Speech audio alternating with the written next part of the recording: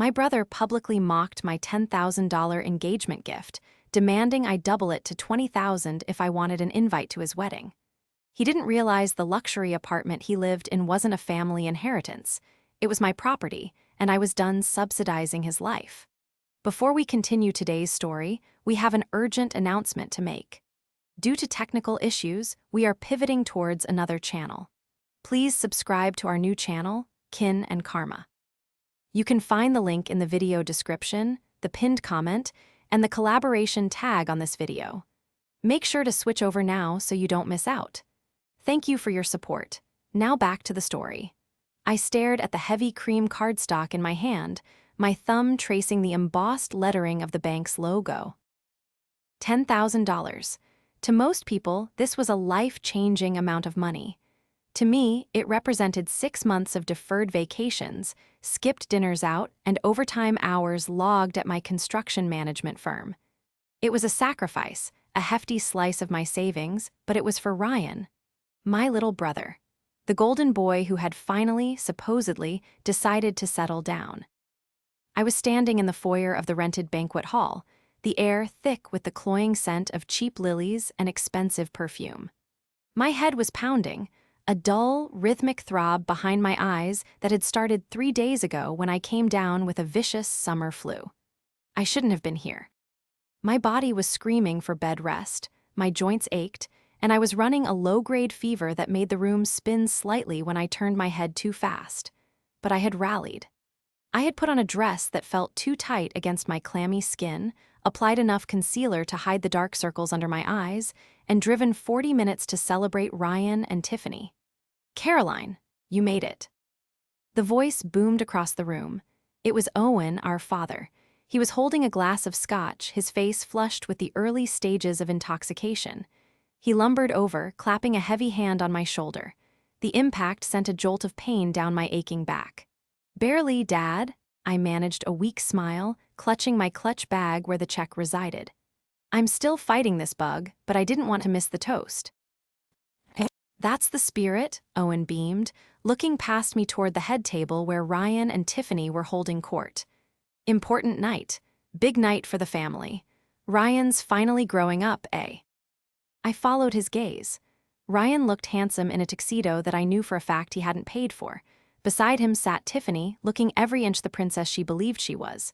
She was young, barely 24, with a sharp, angular beauty that was currently contorted into a laugh as she whispered something in Ryan's ear. They looked like royalty, sitting atop a dais of flowers and silk. "I have a surprise for them," I said softly, patting my bag. "To help with the car they want." Owen's eyes lit up. "The Range Rover. Good girl, Caroline, good girl." You know how much that image matters to Ryan's business.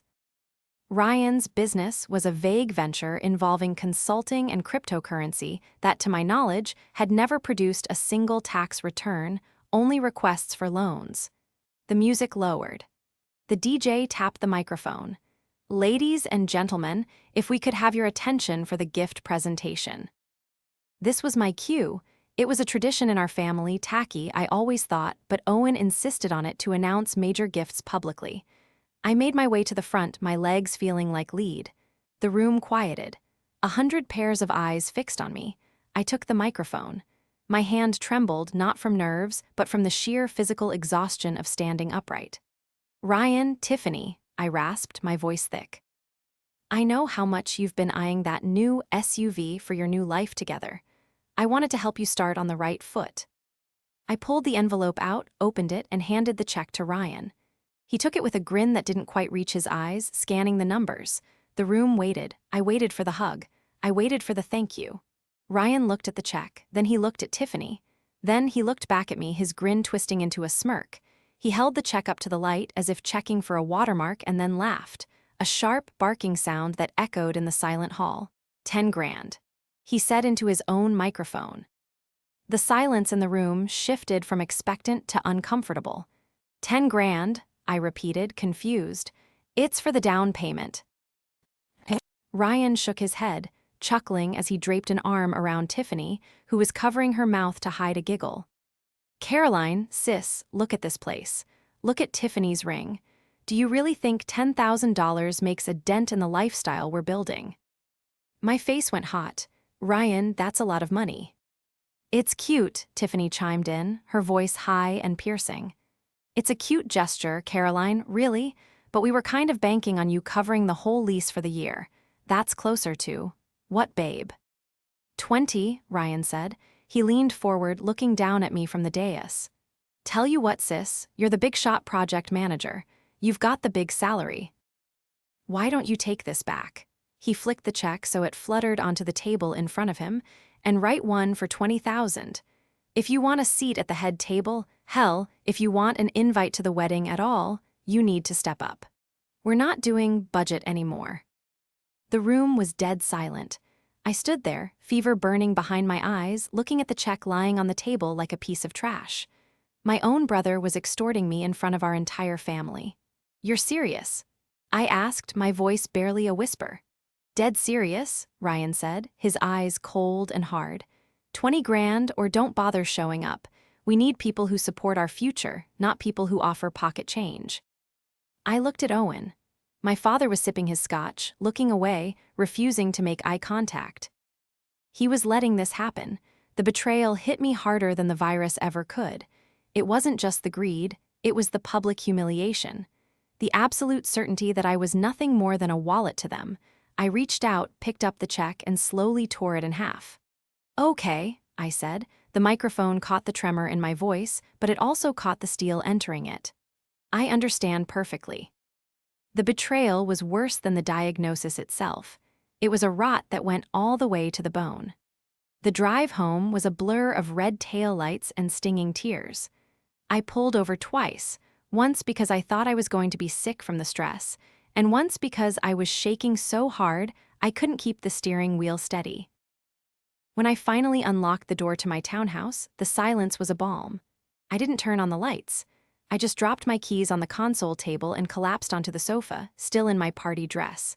My phone started buzzing immediately. Buzz, Ryan, buzz, Tiffany, buzz, Owen.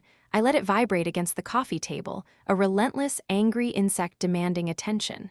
Finally, I picked it up, squinting against the harsh blue light. Ryan, text, don't be dramatic. You embarrassed yourself tearing that check up. Just wire the $20K by Monday and we'll forget you made a scene. Tiffany, Instagram story, a selfie of her and Ryan holding champagne glasses. Caption, family is about support, not spare change. #know your worth luxury lifestyle. Owen voicemail, Caroline, it's Dad.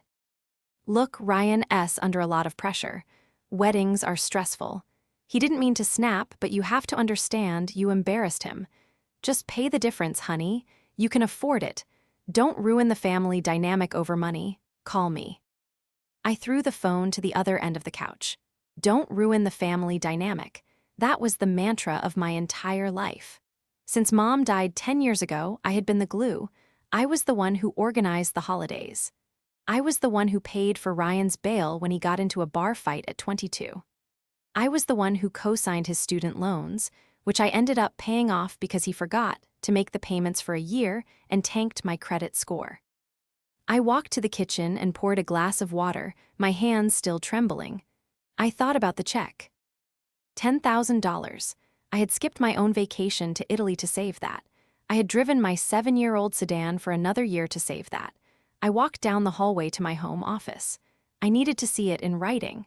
I needed to remind myself of the reality they were choosing to ignore. I opened the file cabinet, the metal drawer sliding out with a heavy thud. I flipped past my tax returns, past the deed to this townhouse, until I found the blue folder labeled R&T lease agreement. I opened it. There it was, the lease for the penthouse suite at the Skyline Lofts. Ryan loved that apartment. He loved the floor-to-ceiling windows, the concierge, the underground parking for the car he couldn't afford. He told everyone he was renting to own, or that he had gotten a deal through a connection. The connection was me. I had bought that apartment 3 years ago as an investment property. When Ryan had come to me, begging for a place to stay because he had been evicted from his last place, I had let him move in. Just pay the HOA fees and the utilities, I had told him. I'll cover the mortgage. Consider it a way to help you get on your feet. For 3 years, I had paid the mortgage. I had paid the property taxes. I had paid the insurance. Ryan paid the $600 HOA fee, and even that was usually late.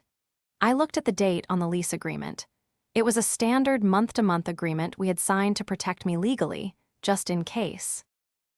But there was a clause, a standard clause I put in all my property contracts.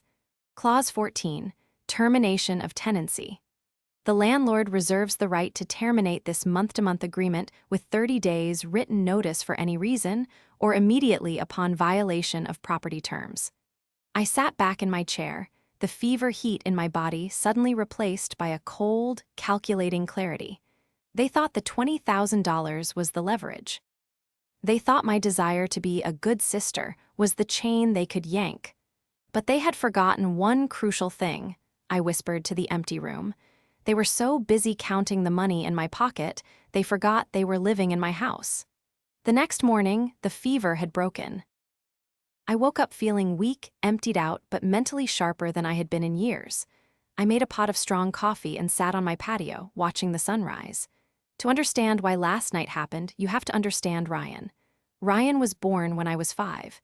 He was a colicky baby, a difficult toddler, and a charmingly manipulative teenager. He had a smile that could melt glaciers, and he learned early on that he could use it to get out of anything. Mom and Dad adored him. He was the prince. I was the staff. When I was in college, studying until my eyes burned to maintain my scholarship, Ryan was totaling Dad's car. Dad bought him another one. When I was working 2 jobs to save for my first down payment, Ryan was backpacking through Europe on Mom's credit card. I didn't hate him. I loved him. I wanted him to succeed. I thought that if I just supported him enough, if I gave him enough of a safety net, he would eventually build his own foundation. Then came Tiffany. She appeared 6 months ago, a whirlwind of designer logos and vocal fry. She worked as a brand ambassador, which mostly seemed to involve taking photos of her lattes. She fed Ryan's worst impulses. She convinced him that he deserved the best simply for existing. They were a perfect match. He pretended to be rich, and she pretended to believe him so she could spend the money he didn't have. My phone buzzed again. It was Sunday morning. Ryan, still waiting on that transfer. Don't make me tell Mom's side of the family you're being cheap. The audacity was breathtaking. He was threatening to smear my reputation to our extended relatives. I didn't reply. Instead, I opened my contacts and scrolled until I found Cooper legal. Cooper wasn't just my lawyer, he was my oldest friend. We had survived architecture school together before he pivoted to real estate law. He knew where all the bodies were buried because he had helped me dig the graves, metaphorically speaking. He knew about the loans I'd covered. He knew about the apartment. I hit call. Caroline. His voice was groggy. It's 8:00 a.m. on a Sunday. You better be dying or arrested. Neither, I said, taking a sip of coffee. But I need you to draft an eviction notice. There was a pause, the rustling of sheets. For who? The tenant in the downtown unit. No, I said, for Unit 4B at the Skyline. Cooper went silent. He knew who lived in 4B Caroline. Are you sure? That's nuclear. That's Ryan. He told me last night that if I didn't give him $20,000, I wasn't family, I said, my voice steady. He humiliated me in front of everyone, Cooper. He and Tiffany treated me like an ATM. I warned you about her, Cooper muttered. I told you she was a shark. She's not a shark, I corrected. Sharks are apex predators, she's a parasite, and so is he. Okay, Cooper said, his tone shifting to professional alertness. If we do this, we do it by the book. No emotions, strict legal adherence. If he's a tenant, he has rights. But since it's a month-to-month and wait, did he ever pay the deposit we stipulated? No, I said, I waived it. Right, okay. Has he paid the rent? He doesn't pay rent, he pays the HOA, directly to the management company. Caroline, Cooper sighed. Technically, if he's not paying rent, he might be considered a guest at sufferance depending on how we argue it, but let's treat him as a tenant to be safe. We give him 30 days. No cause needed. 30 days, I agreed. But Cooper, I need you to look into something else for me. What? Ryan's business. The one he claims is funding this wedding. He's been bragging about cash flow. If he has income, I want to know about it. Because if I'm evicting him, I want to make sure I'm not missing any assets he could use to fight me. I can do a background asset check, Cooper said, but Caroline, be prepared. If you pull this thread, the whole sweater is going to unravel. Owen is going to lose his mind. Owen made his choice last night when he watched his son extort me and took another sip of scotch, I said. I hung up the phone. The doorbell rang. I froze. I wasn't expecting anyone. I walked to the door and peered through the peephole. It was Tiffany. She was standing on my porch wearing oversized sunglasses and holding a Starbucks cup. She didn't look angry, she looked smug. I opened the door. Tiffany. Hey, Care Bear, she said, using a nickname she knew I hated. She breezed past me into the living room without being invited. Ryan sent me over. We figured we could have a little girl talk and sort this money thing out without the boys getting heated. She turned to face me, pulling her sunglasses down. Her eyes scanned my modest living room with a look of veiled disdain. Look, she said, her voice dropping to a conspiratorial whisper. We know you have the money. We saw the renovation you did on the Miller project. You got a huge bonus. Ryan is he's proud. He wants to give me the wedding of the century. You can understand that, right? Wanting to be a part of something beautiful. She reached out and touched my arm. Her nails were long, manicured talons. Just write the check, Caroline, and maybe we can talk about getting you a makeover for the wedding. You looked so tired last night. She smiled. It was the smile of someone who had never heard the word no in her entire life. She had no idea that the woman standing in front of her wasn't the tired sister anymore. She was standing in front of her landlord, and the lease was up. I'll think about it, I said to Tiffany, my voice dangerously calm. She beamed, mistaking my restraint for submission. Great, just transfer it by noon tomorrow so we can book the venue deposit. Oh, and Ryan says if you can do 25, we'll put you at the head table. She winked, turned on her designer heel and left, leaving a lingering scent of expensive vanilla perfume in my hallway. The moment the door clicked shut, I didn't cry. I didn't scream. I walked straight to my home office and booted up my laptop. The girl talk had solidified everything. They weren't just entitled, they were delusional. They genuinely believed I was an endless resource they could tap whenever their fantasies required funding. I called Cooper back. Change of plans, I said. Don't just draft the eviction. I want a full asset search on Ryan. Everything. Bank accounts, credit cards, business filings. I need to know exactly how much of this luxury lifestyle is real. Cooper sighed, the sound of typing filling the line. Caroline, I can't access his personal bank accounts without a court order, but I can check public records, liens, and business filings. Give me an hour. While Cooper dug, I started my own investigation. I logged into the property management portal for the Skyline Lofts. I had given Ryan login credentials so he could pay the HOA fees directly, a small responsibility I thought would build character. I navigated to the payment history. Missed payment, March. Missed payment, April. Late fee assessed, May. Current balance due, $2,450. My blood ran cold. He hadn't paid the HOA fees in 3 months. The management company had been sending notices to the email address on file, his email address. He had been deleting them, ignoring them, letting the debt pile up while he posted photos of sushi dinners and bottle service. If the HOA fees weren't paid, the association could put a lien on my property. He was risking my investment, my credit, my future, all while demanding $20,000 for a party. An hour later, Cooper called back. His voice was grim. Caroline, he said, you sitting down? I am. Ryan doesn't have a business, Cooper said bluntly. He has an LLC registered to your parents' address, but it's dissolved. State records show it was administratively dissolved 6 months ago for failure to file an annual report. So where is the money coming from? I asked, a sick feeling settling in my stomach. Credit cards, Cooper said. I found 3 judgments against him in small claims court from credit card companies, totaling about 15 grand. And, Caroline, there's a lien on his car. The one he owns, it's being repossessed. The order was filed 2 weeks ago. I closed my eyes. It was worse than I thought.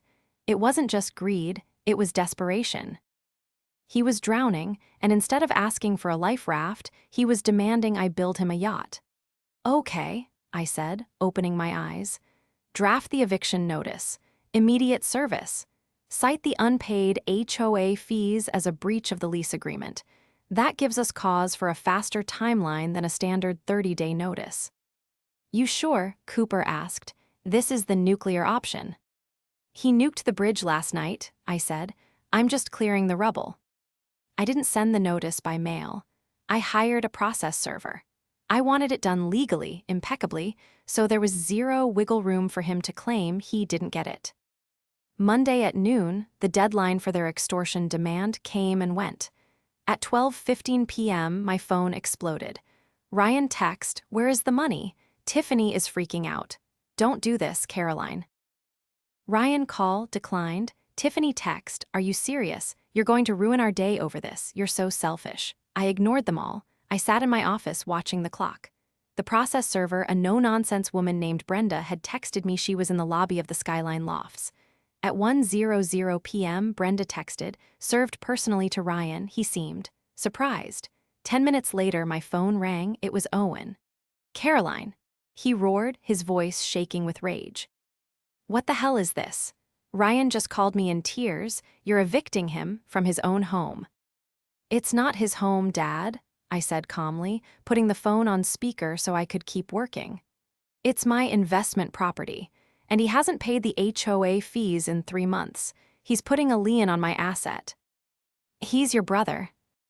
Owen shouted, "You can't treat family like a tenant. He's getting married. Where are they supposed to go?"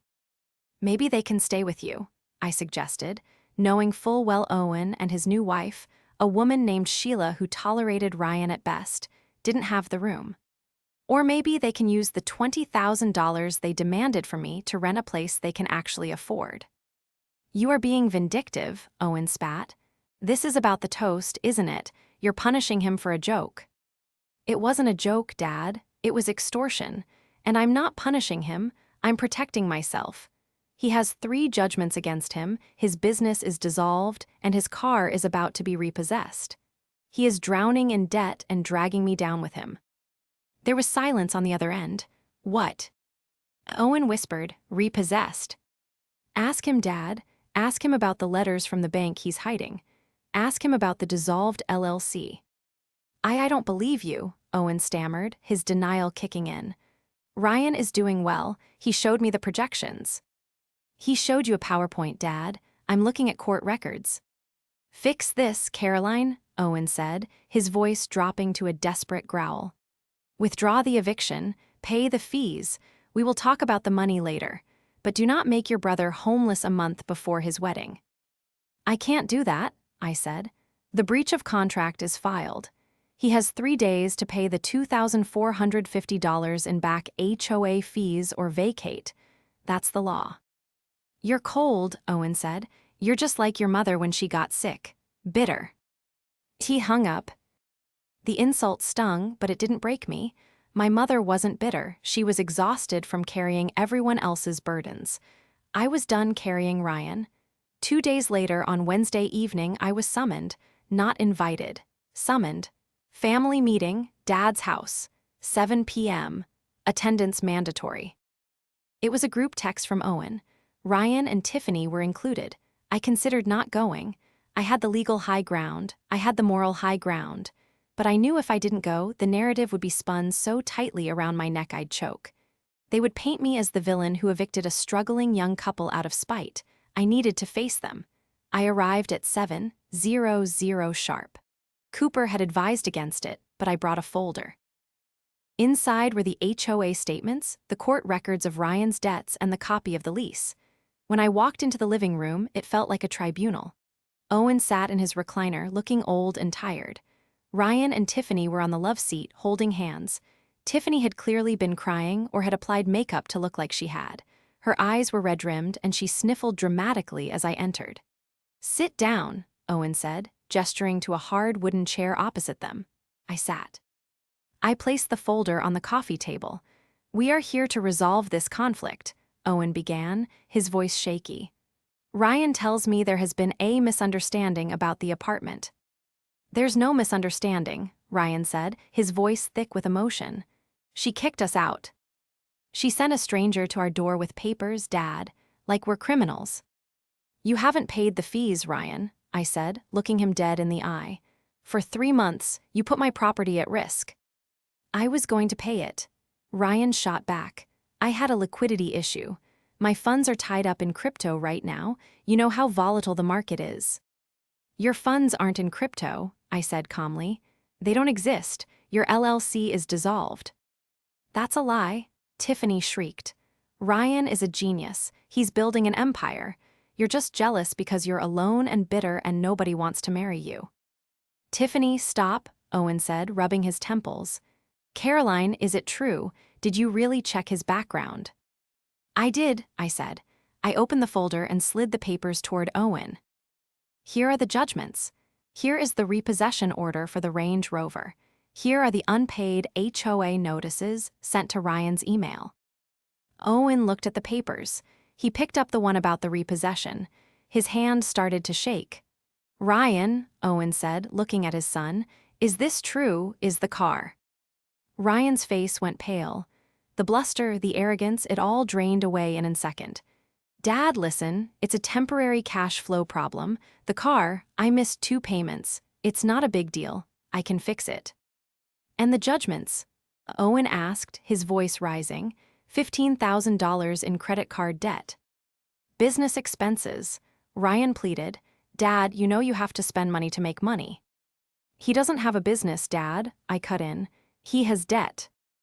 "And he wanted $20,000 from me, not for a wedding, but to pay off these judgments so he wouldn't get his wages garnished, if he even had wages." Ryan stood up, his fists clenched. "You bitch! You went digging into my life. You had no right." "I have every right," I said, standing up to meet him. "You live in my house. You demanded my money. You made your financial problems my problem the moment you tried to extort me." "I am not extorting you," Ryan screamed. "I am your brother. You're supposed to help me." "Helping you is what I did when I gave you an apartment for free," I said, my voice rising for the first time. "Helping you is what I did when I offered you $10,000. What you wanted wasn't help. You wanted a bailout for a lifestyle you can't afford, and you wanted to humiliate me while you took it." Tiffany stood up too, grabbing Ryan's arm. "Babe, let's go. We don't need this. My dad will pay for the wedding. We don't need her charity." "Your dad?" I laughed, a short, sharp sound. "Tiffany, does your dad know Ryan is unemployed and about to lose his car? Does he know they're being evicted?" Tiffany froze. She looked at Ryan. "Ryan, you told me the apartment was yours. You said your parents bought it for you." The silence that followed was deafening. Ryan looked at the floor. "He lied to you, Tiffany," I said softly. "Just like he lied to me, just like he lied to Dad." Tiffany pulled her hand away from Ryan's arm as if he were radioactive. "You said." "You owned it," she whispered. "It's complicated, Tiff," Ryan stammered, reaching for her. "It's a trust thing. Caroline is just the trustee." "I am the owner," I said clearly. "My name is on the deed. My name is on the mortgage. And as of yesterday, the eviction process has started. You have until Saturday to vacate." Owen put his head in his hands. "Enough," he groaned. "Enough." "No, it's not enough," I said, gathering my things. "Because I'm not done. Ryan, you have until Saturday. If you aren't out, the sheriff will remove you. And Dad, if you want to bail him out again, go ahead. But do not ask me for a cent. I am done funding this charade." I walked out of the house. The cool evening air hit my face, drying the sweat on my forehead. I felt lighter. The truth was out. The bomb had detonated. And for the first time in my life, I wasn't the one scrambling to pick up the pieces. Friday arrived with a suffocating heaviness. The rehearsal dinner was scheduled for that evening at a posh waterfront restaurant, a venue Ryan had insisted on despite the mounting evidence that he couldn't afford appetizers, let alone a 3-course meal for 50 people. I hadn't spoken to anyone since the confrontation at Dad's. My phone had been blissfully silent, blocked numbers piling up in my voicemail like unread junk mail. But I knew I had to go, not to celebrate, but to finish what I started. I arrived late, deliberately. The sun was setting over the marina, casting long shadows across the white tablecloths and crystal glasses.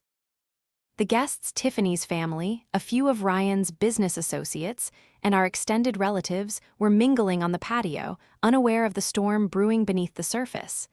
I walked in, wearing a sharp black dress that felt like armor. Heads turned, whispers rippled through the crowd. "There she is," I heard Aunt Linda mutter, "the one who cut him off." I ignored them. I walked straight to the bar and ordered a sparkling water with lime. "Caroline." It was Tiffany's father, a stern-looking man named Marcus who owned a chain of car dealerships. He approached me with a tight smile.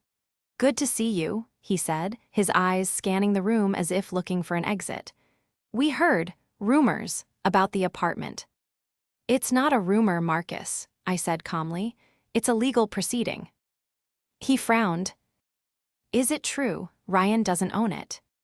"He's a tenant," I clarified. "A non-paying one, and as of tomorrow morning, an evicted one." Marcus's face hardened. He looked over at Ryan, who was laughing too loudly near the buffet, a drink in each hand. Tiffany stood beside him, looking pale and distracted. "And the car?" Marcus asked quietly. "He told me he bought it outright. Cash." "It's being repossessed," I said. "Tomorrow." Marcus nodded slowly. "I see." He didn't say anything else. He just walked away, his shoulders stiff. The dinner began, speeches were made, toasts were raised, but the tension in the room was palpable. Ryan avoided looking at me. Tiffany stared at her plate. Owen sat at the head table, looking like he had aged 10 years in 3 days. Then it was time for the groom's speech. Ryan stood up, swaying slightly. He grabbed the microphone, his smile brittle. "Thank you all for coming," he slurred. "It means the world to Tiff and me. We're building something amazing here, a dynasty." He laughed, but nobody joined in. "And to my family," he continued, his gaze finally landing on me. "Even the ones who don't believe in me, the ones who think money is more important than blood." The room went silent. "Yeah, you, Caroline," he spat, pointing a finger at me. "You think you're so high and mighty with your little job and your little apartment. But guess what? I don't need you. I don't need your charity. I have Tiff. I have her family. We're going to be huge." He turned to Marcus. "Right, Marcus? We're going to crush it next year with the dealership expansion." Marcus stood up slowly. He didn't take the microphone. He didn't need to. His voice carried across the silent patio. "Ryan," Marcus said, his tone icy, "there will be no expansion." Ryan blinked. "What? But we talked." "We talked about a partnership based on assets," Marcus said. "Assets you claim to have, a penthouse, a portfolio, a paid-off vehicle." He paused, letting the words hang in the air. "I spoke to your sister," Marcus continued, "and I made a few calls of my own. Your portfolio is non-existent, your car is under a repossession order, and your home, well, we all know about that." Tiffany gasped. Ryan looked like he had been slapped. "Marcus, wait," Ryan stammered. "It's a misunderstanding. Caroline is just jealous. She's trying to sabotage me." "She provided documentation," Marcus said, pulling a folded piece of paper from his jacket pocket. "Public records, Ryan, liens, judgments. You lied to my daughter. You lied to me." He turned to Tiffany. "Get your things, Tiffany. We're leaving." "Dad," Tiffany whispered, tears streaming down her face. "Now," Marcus barked, "the wedding is off." The silence shattered, guests gasped. Tiffany burst into tears and ran from the table. Ryan stood frozen, the microphone dangling from his hand, his mouth open in shock. "You can't do this." Ryan screamed after them. "We have deposits, we have guests. Send the bills to your business." Marcus shot back over his shoulder as he ushered a sobbing Tiffany out of the restaurant. Ryan stood alone on the makeshift stage, stripped bare in front of everyone he had tried so hard to impress. He looked at me, his eyes filled with pure hatred. "Are you happy?" He screamed, "Are you happy now?" I stood up, picked up my purse, and looked him in the eye. "No, Ryan," I said softly. "I'm not happy, I'm just finished." I walked out of the restaurant, leaving him standing in the wreckage of his own lies. The fallout was swift and brutal. The wedding was canceled the next morning. Tiffany blocked Ryan on everything and moved back in with her parents. Her social media went dark for a week, then reappeared with a single post, a picture of a suitcase and the caption resetting. Ryan tried to stay in the apartment. He changed the locks. He barricaded himself inside. But I had expected that. On Monday morning, the sheriff arrived with the writ of possession. I was there, along with a locksmith and a moving crew I had hired to pack his things. Ryan opened the door looking disheveled, unshaven, and defeated. The apartment smelled of stale pizza and despair. "You really did it," he muttered, stepping aside as the deputies entered. "You did this," I corrected him. "You made the ultimatum. You set the terms." He watched in silence as the movers packed his luxury life into cardboard boxes. His expensive suits, his gaming console, his collection of high-end sneakers, all of it looked pathetic now, just stuff bought with money he didn't have. "Where am I supposed to go?" he asked, his voice cracking. "Dad said you could stay in his guest room for a month," I said. "After that, you're on your own." He looked at me, really looked at me for the first time in years. "I'm sorry, Caroline." It was the apology I had waited a decade to hear. But it was too little, too late. It was the apology of a man who had lost everything, not a brother who regretted hurting his sister. "I know," I said, "but sorry doesn't pay the rent, Ryan." I handed him a check. It was for $500. "What's this?" he asked, staring at it. "First month storage unit fee and a bus ticket," I said. "Consider it my final gift." He took it without a word and walked out the door, a single duffel bag over his shoulder. In the months that followed, life settled into a new, quieter rhythm. I renovated the apartment. I tore out the dark carpets Ryan had loved and installed light oak floors. I painted the walls a soft, calming sage green. I replaced the bachelor pad furniture with pieces that reflected my taste, modern, elegant, understated. I decided not to sell it. Instead, I moved in. Every morning, I drank my coffee on the balcony, looking out at the city skyline. The view was breathtaking, and the best part, it was mine, all mine. Ryan got a job. A real job, working entry-level sales at a logistics company. He was living in a small studio apartment on the outskirts of town, driving a used Honda Civic. We talked occasionally, brief, polite text messages on birthdays and holidays. The warmth was gone, perhaps forever, but the toxicity was gone too. Owen struggled with the new dynamic at first, trying to guilt me into helping Ryan again, but I held firm. "He needs to learn to stand on his own, Dad," I told him, "and so do you." Eventually, he stopped asking. One evening, 6 months after the failed wedding, I was hosting a small dinner party for my friends. Cooper was there, raising a glass of wine.